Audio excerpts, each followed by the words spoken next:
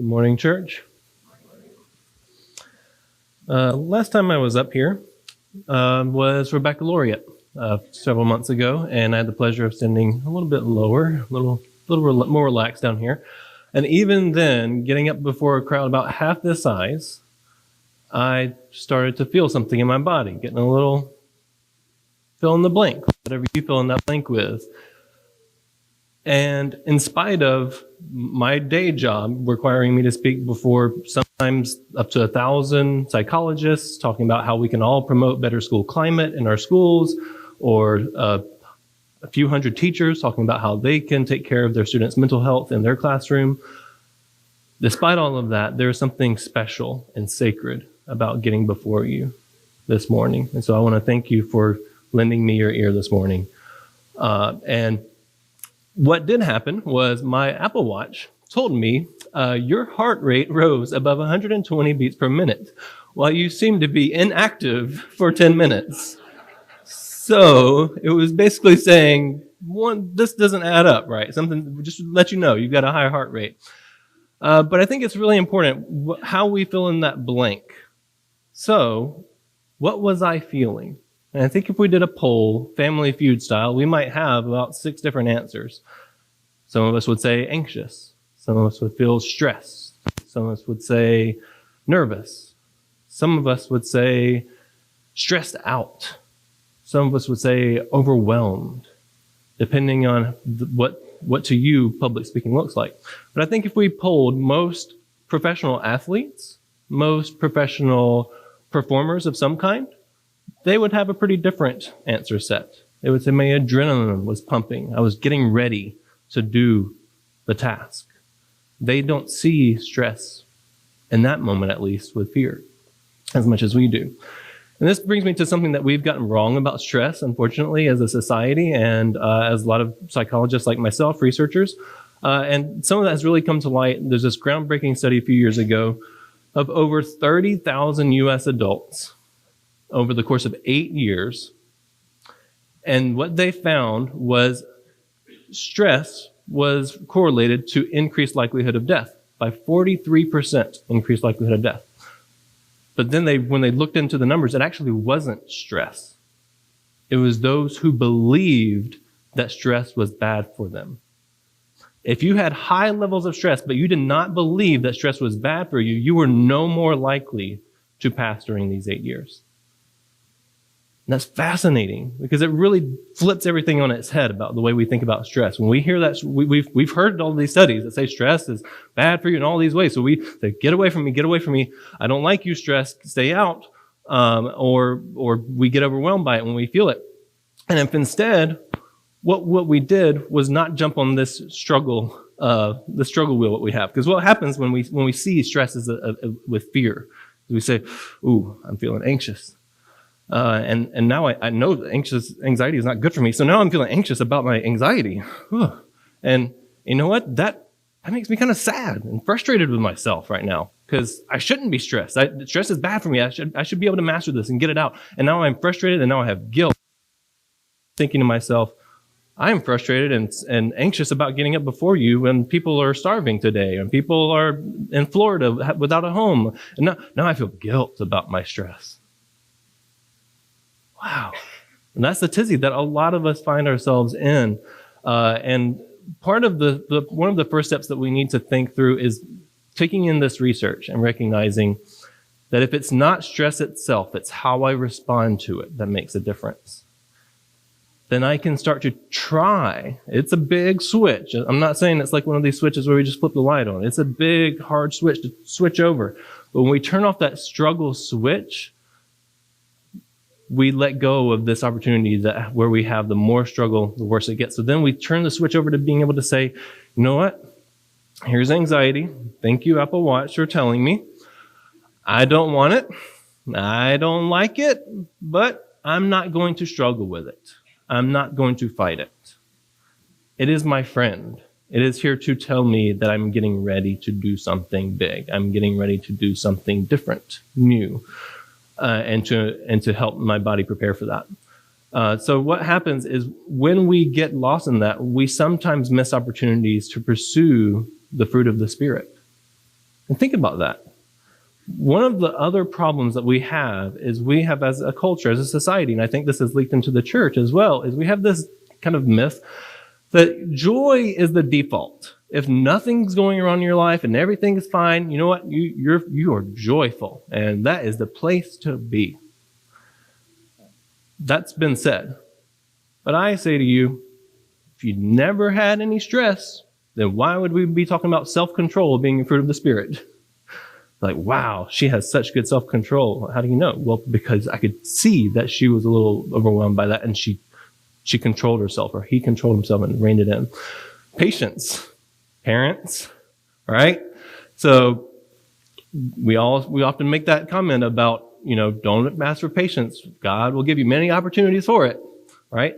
Because the stress that is sent our way. We cannot be patient if we're not enduring stress with the steadfastness of God. Or gentleness. Gentleness is not a fruit. We all know that God, there's somebody in your life that's like, you're like, man, I wish I was as steadfast and as low key and chill and relaxed as they are. But you wouldn't necessarily describe them as that I wouldn't see that as bearing the fruit of gentleness. What we see as bearing the fruit of gentleness is someone who can encounter trials, who can encounter stress and still remain gentle or still remain calm and steadfast. So we wouldn't even be talking about those fruits if joy was expected to be the default. And why I bring that up is, and you can read that in James as well, where he says, count it all joy, my brothers, when you meet trials, because it produces steadfastness. We are growing. We are gaining that steadfastness. That's not something that any of us should feel like we have mastered at this point. And so what all this adds up to is a few myths. If you believe joy is the default mood of our lives, so then you're going to think, if I feel stressed, if I feel anxiety, if I feel worry, something must be wrong with me. This is defective. I need to push it out. It's just, I'm letting it in. I shouldn't be letting that in. So then you worry and you fight or you try to flee that stress. You might just sweep it under the rug. You know what? It'll take care of itself. So some truths to replace that with, based on this research and based on the ripple effect of that, is seeing stress as a friend. You notice in his Sermon on the Mount, Jesus didn't say, well, which of you, how many by stressing? He said, how many by worrying? And I think, bear with me here, I think worrying is being anxious or stressed about the things that are kind of outside of your control, right? That's what we talk about when we say, oh, I'm worrying, I'm thinking, I'm dwelling on things that are not necessarily with me right now, so that's a different word. So when I say stress as a friend, I'm not trying to critique what was said in the Sermon on the Mount, but kind of talk about what the other side of this is. It's not a bad mood that you're in. And those of you who know the movie Finding Nemo, maybe you catch the theme here. Stress is a friend, not mood. The Australian shark. So then when you feel stress, you feel that prep for the challenge, and that activates your gracious flexibility. That I need to be flexible right now. I need to, even though my body tells me right now I do not want to be up on the stage, I want to get back down and get into the comfort zone. But it changes the way you approach stress as a friend. So what this requires of us, what this command demands of us, is the opportunity to see the opportunity that we have before us. We all want the fruit of the Spirit in our lives. We spent the summer talking about the fruit of the Spirit, but a lot of times our stress, our worries, they pull us away from bearing that fruit that we want. And so what we're going to do this morning, if you have a bulletin, and you might want to send a friend out, send a kid out to go get one if you don't have one, because I have a worksheet in there for us that we're going to walk through. And on the right-hand side, you'll see a lot of the fruit of the Spirit listed. And if you look at some of those fruits, maybe you see some that you're like, ooh, there's not many. I really wish I had that fruit in my life. And a lot of times what happens is we focus on what I wish I had, that fruit that I wish I could bear, instead of tending to the soil of our souls. So that's why we get anxious about being anxious, because we're like, I should be joyful right now. I should be. And instead of attending to what is up, what we're not, the fruit that we're not bearing, we're not attending to what's going on in the moment before us, in the soil below us. So what we're going to talk about is this idea of choice points. These are the situations, the thoughts, the feelings that come to us. And as Jesus described in the Sermon on the Mount. And then later he describes in the parable of the sower. He says some of the seed didn't bud because it was choked out by the worries of life. And he called this the thorny soil, whether that's our relationships, whether that's all of the to-do lists, whether that's work, whether that's finances. There's lots of things that are the worries of life that prevent us from engaging with the fruit that we want. And some of us are stuck in thorns that are very temporary and short term. Day-to-day grind here and there sometimes get pretty elevated. Some of us have long-term chronic thorns. And I want to clarify for you right now. If you are engaged in a long-term chronic thorn in your flesh, this, I hope, is helpful, but is not sufficient this morning. That I hope you find a community that can support you with that you find professional help that can support you with that. But I hope what I bring to you this morning can help all of us, because as was written to us in 2 Corinthians in that church, Paul talks about this idea that he had a thorn in his flesh, and there's lots of debates and lots of mysteries about what it is exactly, but he says, I asked God to take it away from me 3 times, and he said, my grace is sufficient for you, for my power is made perfect in weakness. And so there are times where some of these thorns we are to continue to struggle with, but we can recognize that God's grace is sufficient for us, that we do not have to have it removed. We do not have to have it plucked out for us to be glorifying the Lord and to be living in his grace. And I hope that we recognize that we take that grace with us wherever we go, whether that's with our friends, whether that's with a professional. So just keep that in mind as we go forward. And I do want to debunk that myth, another myth that maybe some of us have heard or gotten wind of, that if you have a therapist, you lack faith in God. I don't know, it's not usually said that explicit, but it's usually kind of little hints. But I say to you that Proverbs tells us, in an abundance of counselors, there is safety. In an abundance of counselors, there is safety. So there is no shame in saying, I have so many stresses in my life. I have so much grief in my life that it's been years and I haven't overcome this battle with grief. There is no shame in getting help. I've seen multiple counselors, multiple therapists, and have been all better for it. Some of you, though, this morning have worries that have already hooked you, that are going to be hard to let go of. So what we're going to do is actually kick off with one of the 3 practices that I'm going to talk about. We're going to do it together for a few minutes. And I'm going to give a shout out to Dr. Russ Harris, who is one of the leaders of this way of work called Acceptance and Commitment Therapy. And so maybe you're eager. You're like, yes, let's talk about this. Let's go. But sometimes the first thing that we need to do is to slow down and think about ourselves as someone who is bearing fruit, like a tree. So he calls this, be like a tree. Let's tune in. Take a moment to think of a mighty tree with its long roots stretching deep into the ground below, its sturdy trunk rising upwards, and its branches stretching into the sky above. Use this image to inspire you as you follow the exercise.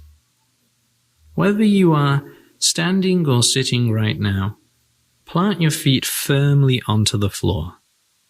Get a sense of the ground beneath you and gently press your feet downwards. Notice the pressure of the ground against your soles and the gentle tension in your legs. Straighten your spine and let your shoulders slide down your back. Get a sense of gravity flowing down your spine, into your legs and feet and into the ground below. It's as if you are taking root in the earth and planting yourself firmly. Now slowly draw your attention upwards from the roots to the trunk. It's no coincidence that your abdomen and chest are called the trunk of your body. Keep some awareness of your feet against the floor, but focus mainly on your trunk. Sit up in your chair or stand up straight and notice the change in your posture. Breathe slowly and deeply and notice the gentle rise and fall of your rib cage. Notice the gentle heaving of your shoulders and the rhythm and movement of your abdomen. empty your lungs completely, pushing all the air out, and then allow them to refill by themselves. Notice how once the lungs are completely empty, they will automatically refill. There is no need to take a deep breath in. It will just happen by itself. Now expand your awareness. Notice your whole trunk at the same time. Notice your lungs and your chest, your shoulders and your abdomen. Do this for at least the next 10 breaths. And if you have time, do perhaps 15 or 20 breaths.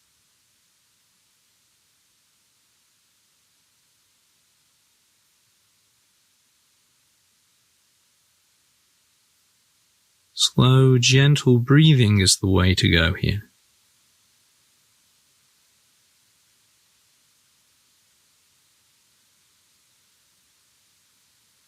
The slower and deeper and more gentle the breath, the more effective this exercise is.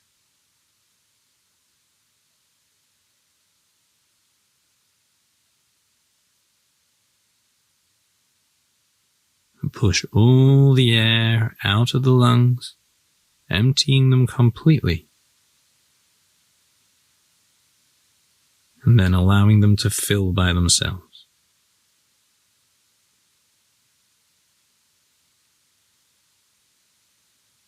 Aware of your feet against the floor, and also aware of your chest and your abdomen, the roots and the trunk of the tree.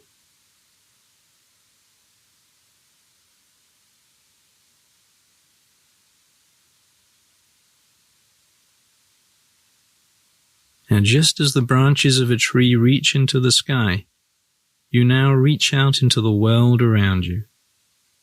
Activate all your 5 senses and extend them in all directions. Notice, with childlike curiosity, what you can see and hear and smell and taste and touch. Open your eyes and ears. What is happening around you? What can you see?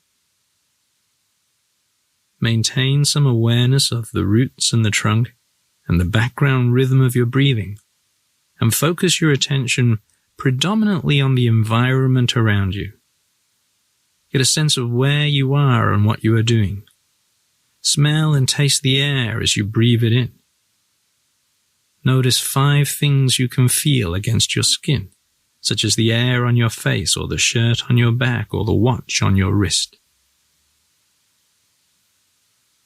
Notice 5 things that you can hear. Perhaps there is some machinery around you, or there are sounds of traffic, or maybe there are sounds of nature.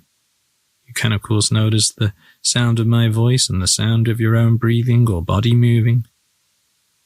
So a broad awareness now, noticing what you can see and hear and touch and taste and smell, and really getting that sense of the whole tree now, feet pressed into the floor, rooted in the earth, sense of the whole trunk, the abdomen and chest, and that sense of your branches reaching out, noticing what you can see, hear, touch, taste, smell. Engaging fully in what you are doing, giving your full attention to the task at hand. And see if you can now take that same sense of engagement and attention out into the world with you. This little exercise is something that you can practice throughout the day, anytime you want to feel more grounded or more centered.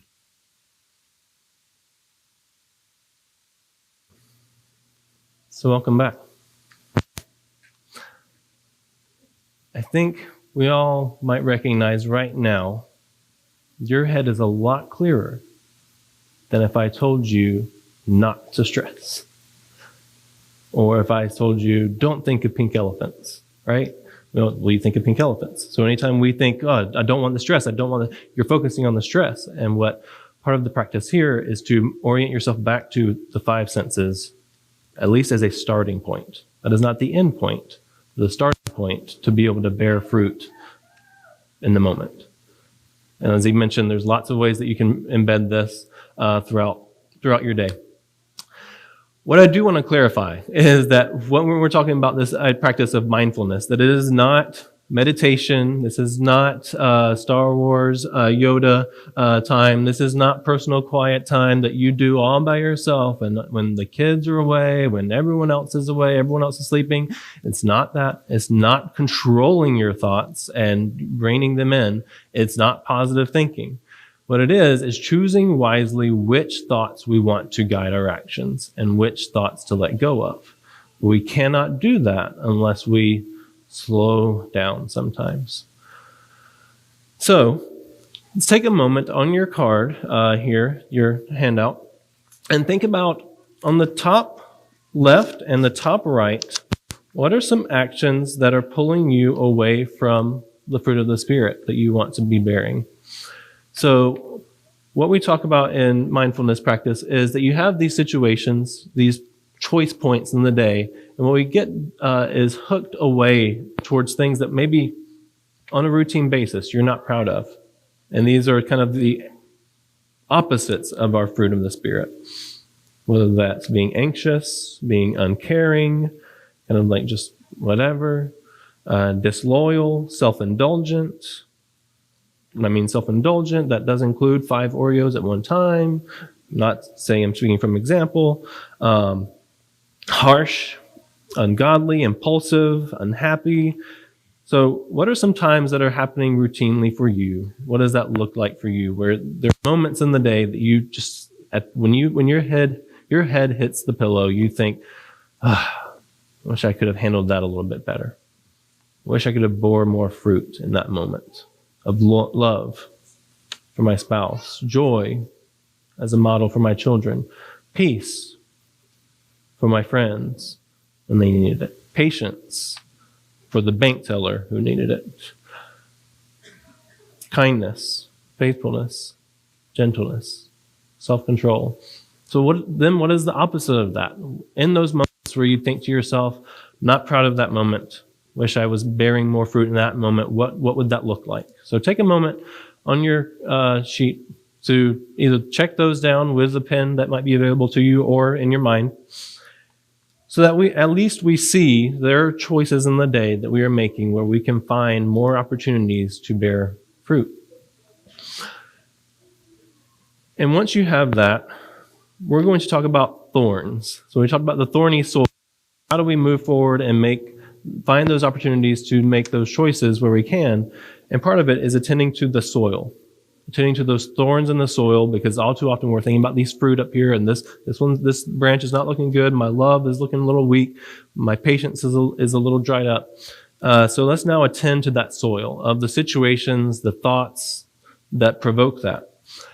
So what thorny thoughts, feelings, situations have hooked your mind lately that lead you to those? Because if you think about those moments that you're not proud of, a lot of them, not all of them, fall into these buckets of failure, judgment, rigid rules. What this looks like is, I love this illustration here of this is a very thorny tree pulling us away, because that's unfortunately how a lot of these worries manifest themselves. Sometimes it looks like a time travel machine that we look to and we say, oh, what if this was going differently? If only it was going differently, then it would be better. Or going forward. What if this happens? What if that happens? What if I stand up here and there's a very clear stain on my shirt when I'm getting up there? Or what if I take my kids to this place and this happens and it's just, people get hurt? What if I tried that new thing at work and it bombs, fails? All those what ifs that we think about. Or remember wins. So the time travel that goes way in advance, as Jesus alluded to, sufficient for the day is its own trouble. And so sometimes we have the what ifs, and then sometimes we have the remember when. When we come back in, remember when this happened, remember when that happened.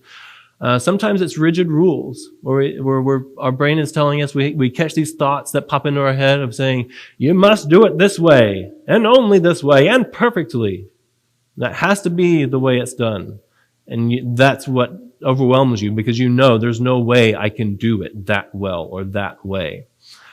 Sometimes it's judgments, negative judgments. This is one of mine. If I make a certain mistake, a certain ungodly action or anxious moment, I have a self-critic that says, you're a bad dad. You're a bad professor. You're a bad professional. Whatever it is. And I go straight to that. You're a bad fill in the blank. And then we have the reason-giving machine that says, you shouldn't do it. You couldn't do it. You're too tired. You're too stressful. You shouldn't have to. There's lots of these thoughts that pop up in our head that what happens before you get to these moments where you said, these are the actions that are not as fruitful as I would like them to be. What were the thoughts that came before that? So for me, and sometimes, for a lot of us, we're not sure what it is. And there's 3 big reasons why this happens. We call this psychological smog, where I'm not even sure what leads to these situations that I find myself in. One is that we're too busy. We're on autopilot because our schedule has no margin in it whatsoever. Sometimes we're disconnected. We are just shut off and kind of shut down. And I think this is where a lot of us find ourselves, is that we're not present. We're overthinking what could happen. Right now, you're here with us in this auditorium, listening, processing, but your mind might be already thinking about lunch or a meeting that you're having tomorrow that you just don't look forward to, or going back to something that's just not going well for you. And so sometimes we are so overthinking of 2 steps ahead that we aren't thinking intentionally about the step before us. But if you can, it might take time. You might look at this and be like, I don't know. I can't fill out any of this because it's hard for me to say. So take time that you need. But hopefully you can find, like I mentioned earlier, for me, it's when I do trip up. It's when I do drop the ball on something that I should have done at work or at home, and I start to criticize myself, and I just start to critique, and I say, you're so bad at that. Why would you do that? That was so... I know the kids in children's time, so STUPID, the kids are still in here. They might not have gotten out there. So I criticize myself, and then that doesn't really help me, right? How many of us would say, you know what? When I get that inner critic that says, you are a bad mom, that is fantastic. That is when I make all my best decisions, and I get my game on, right? Rarely ever does that work.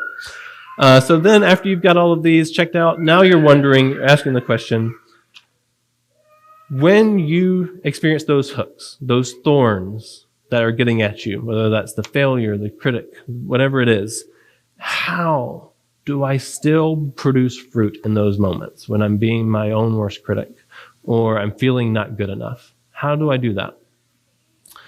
Flip it over. We're going to talk about it. So flip over your sheet. On the back side, we're going to talk about 2 buckets that you can do. One on the left side, which talks about what you can do daily during a daily habit. What is something that you do already, whether that's getting a morning coffee, whether that's your commute that's 45 minutes long, so you've got time to think about some things, whether that's your daily quiet time, whatever it is that you already do without fail.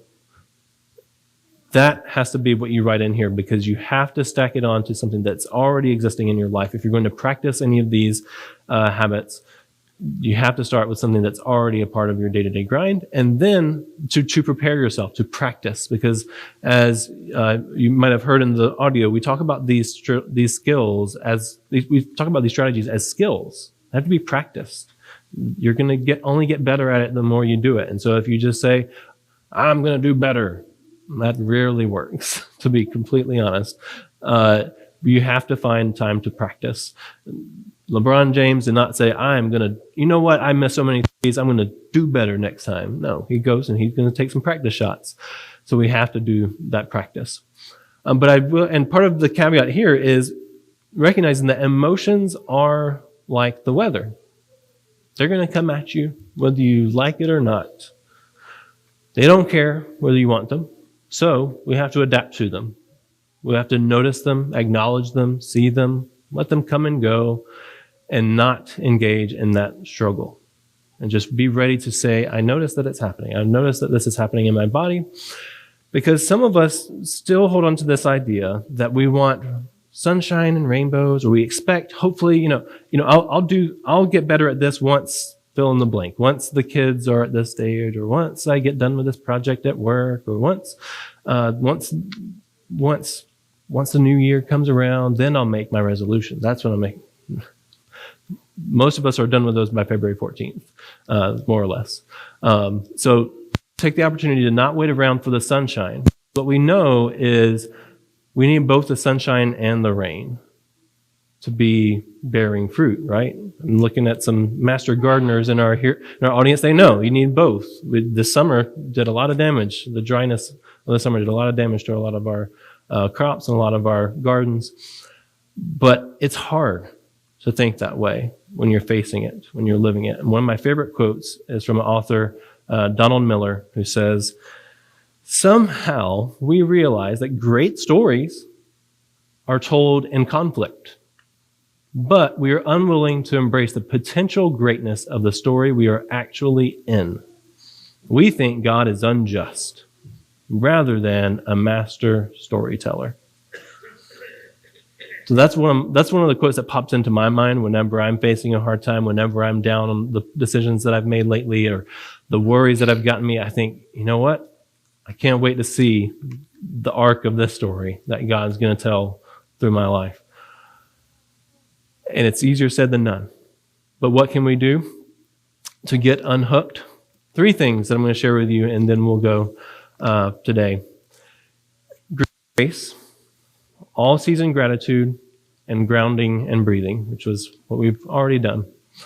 Gritty grace leans into this idea that this too teaches us to live upright and godly, which seems so ironic to a lot of people outside the church, right? You hear about grace. Grace means you can do what you want, right? You got a free pass. You got forgiveness. But the grace of God wants us to learn to be upright and godly, that we have forgiveness so that we don't get bogged down in these thoughts of I am a failure, I have to do it perfectly, what if this, what if that. We don't get bogged down in that by the grace of God, because we have forgiveness, we have access to the throne, and so that we can continue to move forward. And why I say gritty is because if any of you educators who are working in the field, you know we've talked about the idea of grit mindset or growth mindset and grit and how to overcome challenge and not to be overwhelmed by failure. And a lot of you may have, outside of education, heard of this as well, but it's the idea of being able to grow and take opportunities where we knock ourselves down to stand back up. And that's what it's all about. But we have to be able to notice these thoughts. So that's the first step, is noticing. So what is the thought that comes into your mind? Maybe it's one of these. Maybe it's one of the other ones that I alluded to of, oh, I'm such a bad mom. Oh, I'm such a bad brother. Oh, I'm such a failure. I'm a terrible student. I can't get anything right. Instead of taking that thought at its face value and just assuming that it's true, try this next time. I'm noticing I'm having the thought that I'm a failure. Seems silly. I'm a failure. I'm noticing that I'm having the thought that I'm a failure. So now you're detaching yourself from that thought so that you can think about that thought as itself and not just, oh, because that popped in my head, it must be true. No, we all know that's not right. But we still do it. And so then we check in with that thought and ask, is this thought helpful for bearing fruit? Is the thought, I'm a failure, helpful for me bearing fruit? Typically not, right? Does it teach me to live upright? So just to be clear, what I'm not saying is you don't catch those moments where you made a choice that maybe we shouldn't have and we sin. What I'm saying is, you don't say, because I sinned, I am a failure. I am miserable. I am a terrible person. I say, I sinned. I slipped up. I got short with someone that I shouldn't have been. I showed anger when I shouldn't have. Not, I am a terrible, angry person. What's going to help me move forward is to think about how did that go? And part of what I'm referring to here is, how would a friend treat you when you have these thoughts, when you bring these thoughts to your friend? On your handout is a little QR code. If you don't know what a QR code is, you can reach out to me and we'll probably send a follow-up email with this attachment. But it's a list of ideas about how you can be kind to yourself and treat your thoughts like you would a friend. A good friend would call you out and say, yeah, you were pretty harsh on that person, and I think you should probably go apologize. And also, that doesn't mean you're a terrible person, that you can grow from this, you can move from this. So when we have the thought, this is too hard for me, a friend wouldn't say, yeah, you can't do it. Maybe sometimes they would. Sometimes they would say, you know what, maybe you need more practice. And a little more gracious and saying, maybe some more practice will be good. And when we have our thoughts of, my failure proves I'm just not good at this, maybe we see this as an opportunity for learning, for growth. Or if I admit stress, that means I'm weak, instead of casting my anxieties off. So a lot of times we think, oh, if I admit stress to a friend, if I admit stress to anybody, then they're going to see me as weak. But what we're told is that we are here to bear one another's burdens and to cast our anxieties on God. And so sometimes we bottle those up because we don't see that as an opportunity to put that on our brothers and sisters. And there's many more that I won't go through for the sake of time, but I do want to highlight the next step to consider, the next skill to consider is borrowed from Colossians chapter 4, verse 2. It says, continue steadfastly in prayer, being watchful with thanksgiving. Well, I call all season gratitude. And I know a lot of you are probably rolling your eyes, but gratitude it's real and it is helpful. Whether that's before you hit the hay, whether that's when you pray with one of your little ones. I know every day I'm putting one of my little guys to bed, and I'm like, the amount of gratitude that I'm finding now before versus after having kids that you have to put down to bed and do some prayer with, you're like, wow, you notice so many things. Like you said, with childlike wonder, as Dr. Harris mentioned, with childlike wonder, think about it. And so if you're sometimes, as many of us find ourselves, what do I have from today to be grateful for? Everything went wrong today. I couldn't get anything right. Use your 5 senses. What was something that you saw today? Maybe I can't find anything good in myself today, but you know what? I did see Rob doing something kind to his neighbor. And I did smell my coffee in the morning. That always smells good. And even though I'm surviving, it smells good. Maybe it was seeing the trees, the foliage, the seasons changing. Somehow tap back into those senses, because we always have something that we've seen, tasted, heard, smelled that we can be thankful for. And if we make this a practice, we can only get better at it. But sometimes I think if you're like me, you hold yourself to like, well, my gratitude for God has to be like big things. Like, thank you, God, for like this revolutionary thing that happened today, or for sending me this help from a neighbor, or for empowering me to do this great noble deed. And it's like, not every day is like that. Most of our days are pretty mundane, day-to-day grind. But if we can find something to be grateful for in those, we can break ourselves, unhook ourselves from some of those thoughts. There's another spin on this that I think some of you might laugh at, but I think it's helpful for me. And if you find yourself with that self-critic, you're bad at this, you can't do this right, you need to do it perfectly, you're imperfect, all of these things, I say to myself with a sarcastic approach to gratitude. Thanks, mind. Just take it lightheartedly. If you're like, I can't do the I'm noticing thing, maybe you can say, thanks, mind. No one's following you right now. They're all lost and confused in the sermon. Thanks, mind. I'm just going to keep going. Thanks. So maybe there's a grain of truth to that, but I'm going to keep going. I'm not going to let it bog me down. A few disclaimers about gratitude that I do want to share, though. You have heard it said, maybe, that a friend gives a silver lining, right? Malik comes to me and says, man, I bombed this thing at work the other day, or you know what, man, I'm just not feeling good. The relationship, this relationship is not going well. Me and my wife have been at it. I'd be like, at least you have a wife. That's what some people might say. Oh, my kids are struggling in school. I'm just so like, I don't know how to help them. At least you have kids. At least they made it to the 6th grade. Like whatever it is. Like, None of us like that friend. None of us want to hear that. But yet sometimes we hear someone and we have discomfort when someone brings us something. A friend has stepped out on a ledge and said, this is bothering me. This is weighing me down. And what we want to do is we want to say, well, let me cheer you up by finding the good in this. What they're for is a plea for solidarity. Romans 12:15 tells us, weep with those who weep, mourn with those who mourn. And we see that in the story of Job, right? The friends who did it best were the ones who just sat in silence with him and just say, yeah, I've been there. Another disclaimer is you've maybe heard it said that, you know what, a lot of people these days are depressed and down and anxious. They just need some gratitude. That'll turn things around. I say to you, that's like thinking an apple a day can cure cancer.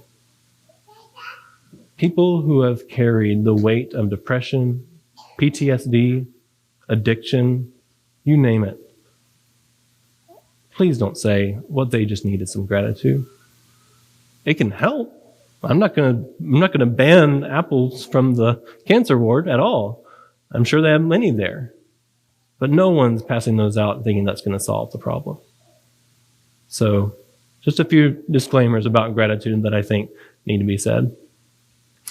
And then finally, grounding and breathing. As we've already done this morning, we're told in 1 Thessalonians, Paul recommends, pray without ceasing.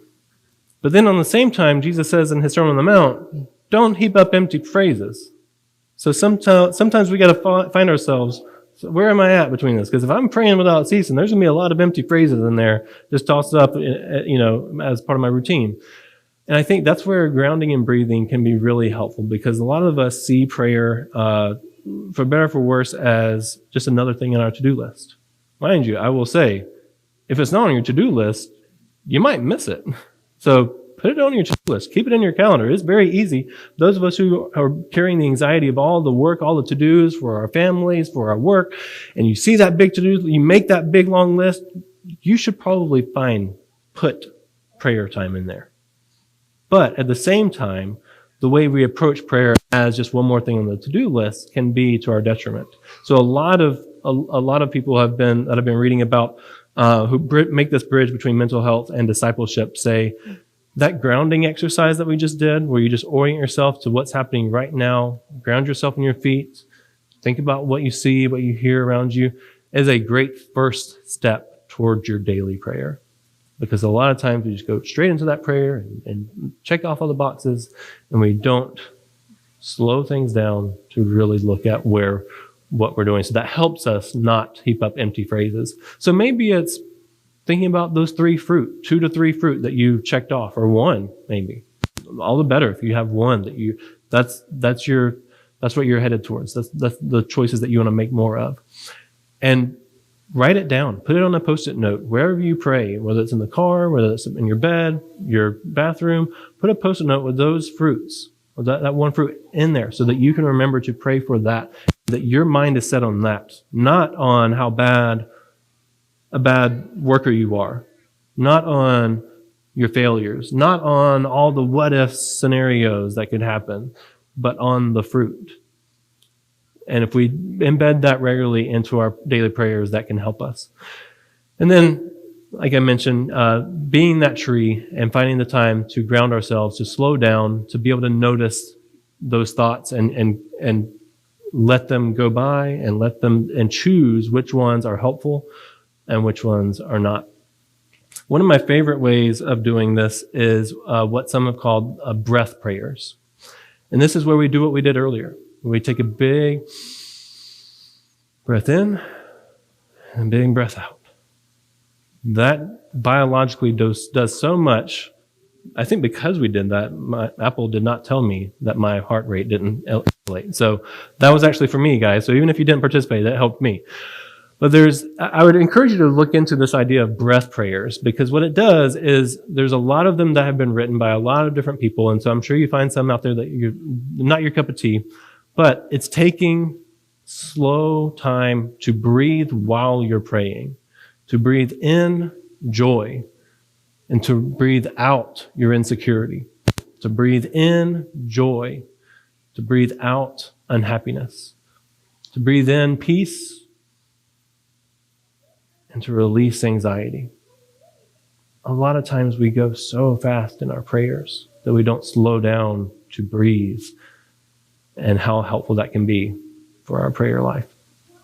So I'd encourage you to look into that if that appeals to you. But hopefully at this point, you've seen some things that stand out to you during your daily commute, during your daily coffee, whatever it is. And the value of these practices, in case you didn't notice, none of them have a stress ball that can be easily forgotten underneath your chair in your car, or thrown at you by your toddler, or you name it.